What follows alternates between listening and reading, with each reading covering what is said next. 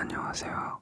오늘은 데본 프라이스의 게으르다는 착각 중에서 게으름은 죄악이 아니다 라고 하는 글을 읽어드리겠습니다. 최근에 트위터에서 한 대학 신입생과 설전을 벌인 적이 있다. 그는 게으름이 죄악이 아니며 우리는 모두 게으름을 죄악으로 보라고 오랫동안 배워왔을 뿐이라는 나의 믿음에 대해 발끈했다. 몇 년 전 온라인에 올린 에세이에서 나는 겉보기에 게으른 사람들이 에너지나 동기가 없는 데에는 나름의 타당한 이유가 있다고 말했다. 타인의 경험을 이해하면 심지어 가장 자기 파괴적인 게으른 행동조차 이해되기 시작한다.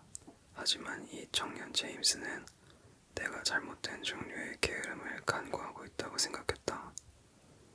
많은 사람처럼 제임스는 자신의 무기력과 게으름이 대부분 사람의 것보다 훨씬 더 나쁘다고 확신하는 것 같았다. 게으름이 우울증을 앓는 데서 비롯되었다고 할지라도 정신질환이 자신의 나쁜 행동에 대한 타당한 변명이 될 수 없다고 주장했다. 제임스는 때로 며칠 동안 꼼짝하지 않고 방에 처박혀 있다고 했다. 그는 토론을 통해 그런 행동이 분명히 용인될 수 없는 것임을 확인하고 싶었던 것일까? 또 제임스는 고등학교 시절 친구 몇몇이 게으름을 자랑스러워했다고 말했다. 그는 자신과 친구들이 학교에 대한 반항심에 일부러 득장을 부렸다고 했다. 어떤 학생은 수업 시작 1시간 전에 숙제를 하는 것으로 유명했다. 이런 사람은 변명의 여지 없이 게으른 게 아니냐고 되물었다. 마지막으로 제임스는 대학교에서 삶을 잘 샀는데 정말 무관심한 사람들을 만났다고 했다. 그들은 열심히 하지 않는 타당한 이유가 없어 보였다. 제임스는 나의 믿음으로 그런 사람들을 어떻게 설명할지 알고 싶어 했다. 어떠한 개인적인 문제도 정면으로 맞닥뜨리지 않고 관심이 없기 때문에 할 일을 제대로 하지 않는 사람들 말이다.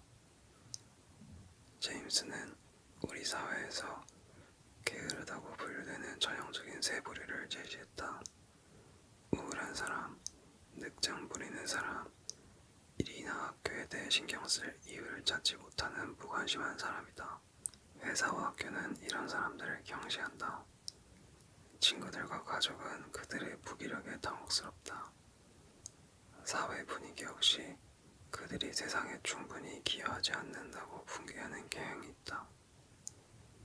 게으름이라는 거짓은 우리가 그들의 동기 결여를 개인의 실패나 도덕적으로 문제가 있는 나쁜 행동으로 보게끔 종용하지만 이 세 부류를 자세히 살펴보면 그렇지 않은 이유를 발견할 수 있다. 제임스가 처음으로 내게 묻고자 한 게으른 사람들은 우울증을 앓는 사람이다. 그는 내게 자신이 주요 우울장애를 앓는다고 대놓고 말했다. 제임스는 우울한 상태가 진행되는 동안 세상의 눈에 자신은 심각하게 게으르게 보인다고 했다. 게으르다는 말은 제 상황을 표현하기에 좋은 방법이 아닐 수 있죠. 라고 그가 트윗을 보냈다. 하지만 정확하기도 해요. 우울이 시작되면 제가 할 수 있는 건 잠자는 것 뿐이에요. 그 외에는 아무것도 하지 않아요. 제임스는 우울할 때 방을 청소하거나 과제를 할 에너지가 없다. 수업도 가지 않는다. 온종일 잠만 잔다. 그가 삶의 이런 모든 부분에서 잘 해내지 못하는 게 게을러서인가? 더 중요하게는 그런 게으름이 나쁜가? 걱정스럽게도 우울을 바라보는 이런 관점은 흔하다. 정신건강활동가들이 정신질환이 가진 오명을 없애기 위해 그토록 노력했음에도 불구하고 우울증에 대한 부정적이고 무지에서 비롯된 인식이 여전히 널리 퍼져 있다. 예컨대 교수들은 아직도 우울이 제때 과제를 제출할 에너지가 없는 학생에 내세우는 타당하지 못한 변명이라고 생각한다. 직원이 우울증을 앓는다고 관리자에게 털어놓으면 그는 병가를 낼 때마다 다른 직원들보다 더 많은 눈치를 봐야 한다. 그들이 한 일의 질이 같을 때조차 우울증을 앓는 직원이 해고될 가능성이 더 높다. 우울한 자녀를 둔 부모들은 아이를 이해하고 지지하는 대신 비난으로 증상을 대한다. 우울은 눈에 띄는 방식으로 인체에 해를 끼치지 않기 때문에 사람들은 우울한 사람이 이를 처리할 에너지가 없는 이유를 생각하지 못한다. 2018년 실시한 대규모 조사에서 응답자의 30%가 우울증이 유약한 성격 때문이라는 문장에 동의했다. 우리 문화에는 게으른 사람을 비판하고 비난하는 경향이 여전히 깊게 남아있으니 제임스가 그런 생각을 받아들인 것은 그리 놀라운 일이 아니다. 그렇다면 우울한 사람은 왜 그렇게 게으른가?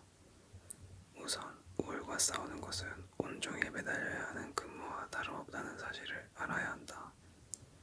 우울한 사람은 뇌가 종일 부정적인 사고와 감정에 대항해 싸우기 때문에 쉽게 피로해지고 잠을 많이 잔다. 수면의 질이 낮기 때문에 8시간의 휴식에서 얻는 에너지가 우울하지 않은 사람보다 적다. 중증 우울을 앓고 있을 때 특히 자살 충동을 느낀다면 수면은 절망에서 벗어날 유일한 도피처가 될 수 있다. 우울한 사람의 게으름은 실제로 몸과 마음이 그를 보호하며 치유하고 있다는 신호다. 게다가 우울은 뇌가 활동을 계획하고 실행하는 능력을 앗아간다. 우울하지 않은 사람에게 간단한 일, 예컨대 빨래조차 우울한 사람에게는 고통스럽고 감당하기 어려운 일이 될 수 있다. 뇌가 제 기능을 하기 힘들 때는 큰 일을 작은 단계로 나누어 처리하는 게 어렵다. 우울할 때는 주의 집중력과 정보를 걸러내는 능력이 약화되고 기억력도 나빠진다. 지친 사람이 맡은 일을 포기하는 것은 도덕적인 잘못을 저지르는 게 아니다. 삶의 어떤 부분에서 제대로 해내기 위해 에너지를 가지려면 다른 부분에서 게으른 게 꼭 필요하다. 제임스는 이 점에 대한 나의 주장을 전혀 받아들이지 않았다. 게으른 것은 전혀 이해할 만하거나 괜찮은 게 아니라고 확신했다. 그래서 제임스는 방향을 좀 바꾸어 고등학교에서 자신과 친구들이 어떻게 게으름과 늑장에 대해 자부심을 느꼈는지 말했다. 우리는 자칭 늑장꾸러기였고 그 점에 대해 자부심을 느꼈어요. 학교의 엄격함에 대한 일종의 저항 문화였죠.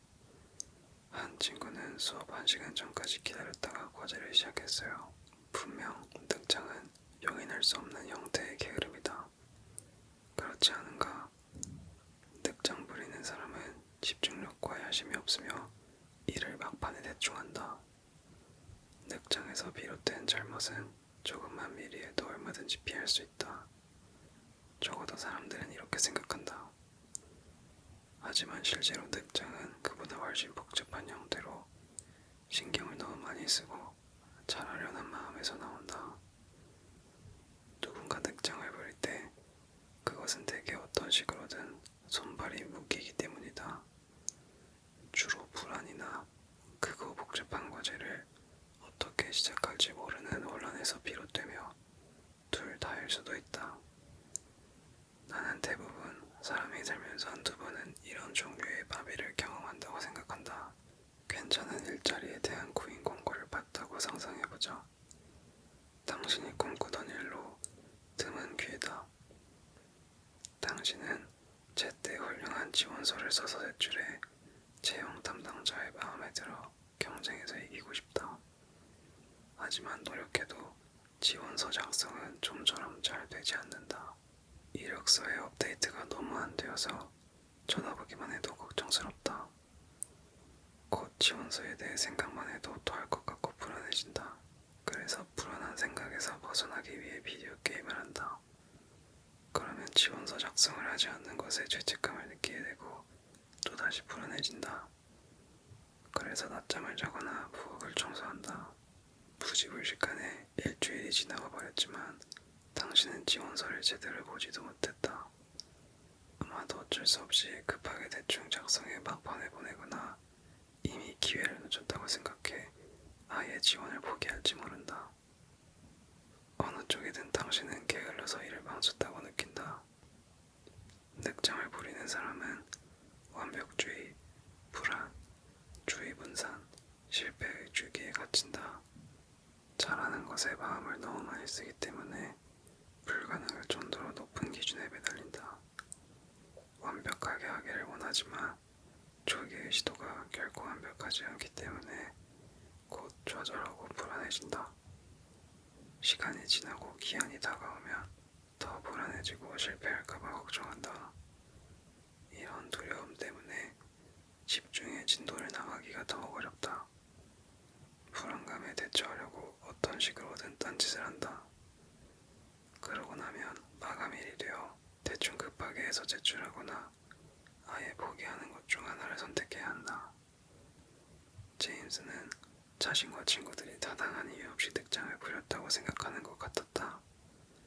그의 생각에 자신들은 그냥 장난삼아 나쁜 학생이 되었을 뿐이다. 하지만 만약 그들이 늑장 부리는 대부분의 사람과 같다면 그들의 행동을 설명할 수 있는 동정이 가는 이유가 있었다.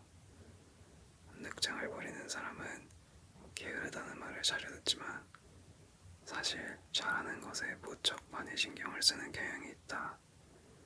연구를 통해 주어진 과제가 당사자에게 정말 중요할 때 더 많이 늑장 부린다고 반복해서 밝혀졌다. 안타깝게도 그들은 자신감과 명료함이 부족해 생산적인 방식으로 꾸준히 하기가 힘들 뿐이다. 반가운 소식이 있다. 만성적으로 늑장을 부리는 사람도 이 주기에서 벗어날 수 있다. 도움과 격려가 있으면 늑장 부리는 사람은 큰 책임을 작은 과제들로 나누고 가까운 기한을 설정하는 법을 배운다. 10쪽짜리 보고서 작성과 같은 큰일은 손발을 묶을 수 있지만 하루에 2단락 쓰기는 해볼 만하다. 불안 치료와 병행하면 늑장 부리는 사람은 생산성과 신뢰도와 자신의 능력에 대한 자신감을 높일 수 있다. 정말로 동기부여가 안 되는 사람은 어떠한가?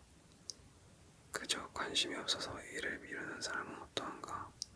제임스는 친구들이 지나치게 엄격한 학교에 대한 반항심에서 숙제를 미뤘다고 말했다. 이 친구들은 불안과 우울 때문에 혹은 잘하는 법을 잘 몰라서 게을러진 경우가 아닌 것 같다. 일부는 정말 관심이 없는 것 같다. 그렇다면 무관심한 게 정말 그토록 잘못된 일인가? 그런 사람은 비난받아 마땅하다고 설파하는 게으름이라는 거짓 이유인가? 믿든 말든 나는 그렇게 생각하지 않는다. 누군가 정말 무관심해 보일 때 나는 그들을 실패자로 보지 않는다. 그 대신 그들이 어떤 면에서 방치된 것이라고 생각한다. 대수학이 실생활에서 사용되지 않으리라 생각해 대수학 수업이 열심히 하지 않는 아이를 예로 들어보자. 나도 수학을 그렇게 생각했다. 대학 시절 나는 통계학에서 C학점을 받았다. 수업이 어렵고 지루했으며 중요하다고 생각하지 않았기 때문이다. 너무 추상적이고 모호해서 내 삶과 관련이 있는 것처럼 보이지 않았다. 그 과목이 전공인 심리학에 어떻게 중요한지 아무도 설명해주지 않았다. 통계학 수업 시간에조차 그렇게 보이지 않았다. 나는 대학원에서 연구생을 훈련받고 나서야 통계학에 대한 관심이 생겼다. 실험이 제대로 되었는지 판단하려면 통계가 필요하다는 것을 금세 깨달았다. 수집한 데이터를 분석하는 법을 모르면 내 커리어는 실패할 게 뻔했다. 그래서 노력했다. 조금씩 나는 통계를 잘하기 시작했다. 요즘 통계학을 열정적으로 가르치며 조직들의 데이터 분석을 지원한다. 하지만 나는 이 지루하고 어려운 과목이 인생에서 왜 중요한지 이해하고 나서야 비로소 이 경지에 도달했다. 이제 통계를 가르칠 때마다 나는 학생들에게 이 과목에 왜 관심과 시간을 투자해야 하는지 이해시키려고 애쓴다. 학생들에게 통계가 가장 우선에 두어야 할 과목 중 하나인 이유를 보여준다. 내 설명이 통하면 학생들은 열심히 한다. 그래서 누군가 특정 목표에 무관심한 것을 보면 그것이 경제적 독립이든 학위 과정을 마치는 일이든 간에 나는 이 일이 그들에게 중요하지 않아 보이는 이유가 무엇일까를 생각한다. 제임스와 친구들은 학교가 지나치게 엄격했기 때문에 과제를 대충했다. 전적으로 이해가 된다. 아무도 믿어주지 않고 동정하는 환경에 갇혀 있다고 느끼면 사람은 당연히 그것에 저항하려 든다. 부모가 삶의 모든 면에서 이래라 저래라 간섭할 때 10대들은 스스로 동기부여되기는 당연히 쉽지 않다. 학교가 제임스와 친구들에게 자유와 자율성을 더 많이 부여했다면 손을 놓기보다 적극적으로 과제에 임했을지 모른다. 때때로 사람들은 우울증이나 트라우마 때문에 무심해진다. 반복적으로 권리를 박탈당한 후 관심을 잃어버리는 경우도 있다. 심리학자들은 이 현상을 학습된 무기력이라고 부르며 우리는 이 현상을 학대 피해자, 감금된 사람, 대대로 가난과 인종차별을 겪은 가정에서 볼 수 있다. 자신의 삶에 대한 영향력을 잃으면 에너지를 얻거나 동기가 부여될 이유가 없다. 그래서 손을 떼고 보기에 감정적으로 자신을 보호한다. 예컨대 직장에서 관리자가 무능하면 직원들은 열심히 해봤자 알아주지 않기 때문에 손에서 일을 놓게 된다. 이런 상황은 미국의 낮은 투표율에서도 볼 수 있다. 투표하지 않는 사람의 대다수는 유색인종이며 가난하다. 그들은 그들이 택할 수 있는 정치적 선택지들이 그들의 이익을 대변한다고 느끼지 못한다고 말한다. 그러한 상황에서는 노력을 덜하는 게 훨씬 합리적이다. 좋다고 볼 수 없지만 이것은 개인의 잘못이 아니다. 많은 경우 우리가 게으름이라고 부르는 것은 여러 과제에 대처할 때 자신의 욕구에 따라 우선순위를 정하려는 시도일 수 있다. 한계에 몰리면 우리가 게으르다고 여기는 감정과 행동이 나타난다. 무관심, 낮은 동기, 집중력 저하, 아무것도 안 하며 시간을 낭비하고 싶은 욕구 등 이 모든 것은 관심을 기울여야 할 중요한 경고 신호다. 이 신호들은 우리의 한계와 욕구에 대해 많은 것을 알려준다. 하지만 이 고도로 진화되고 역동적인 경고 시스템의 혜택을 입으려면 게으름으로 치부하는 일을 멈추어야 한다.